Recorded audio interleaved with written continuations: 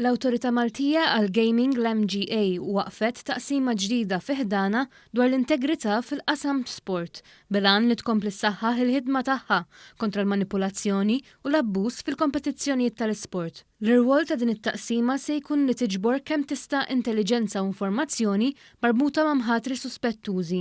Il-kap eżekuttiv tal-Awtorità Heathcliff Farrugia spjega li din l-informazzjoni se tinbagħat lill-awtoritajiet u aġenziji oħrajn bħall-Pulizija biex bekk titkompla l-ħidma sfiqa l-awtorità diġà qed twettaq biex tinvestiga attivitajiet ta' mħatri suspettużi u regolari.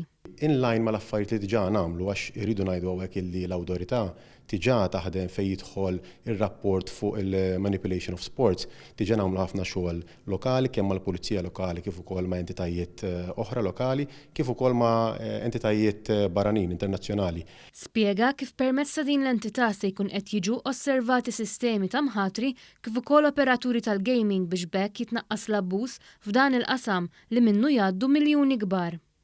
Is-Sur Farrugia qal kif l-istess entità se taħdem id fit mal-Awtorità Maltija għall-Gaming sabiex bekk jiġu implementati diversi inizjattivi u jiddaħħlu liġijiet ġodda biex jitnaqqas u jitwaqqaf l-abbuż. Ħassejna l-bżonn li peress li d-domanda tikber, peress li dawk li huma liċenzjati mill-awtorità qegħdin dejjem jgħaddulna aktar rapporti fejn ikun hemm logħob li huwa suspettuż, allura ħassejna l-bżonn li dan it-tim irid jiġi iffurmalizzat u barra minn hekk irridu insaħħu wkoll ħalli nkunu nistgħu nlaħqu ma' din id-domanda li dejjem din nirċievu fuq logħob li jista' jkun suspettuż. Din l-entità se titmexxa mill-uffiċjal qoli Antonio Zarafa fejn se jkun qed iservi bħala uffiċjal tal-integrità. Dan wara 4 snin ta' ħidma fih dan l-MGA fejn serva f'diversi rwoli fid-Dipartiment tal-Screening tal-Kriminalità.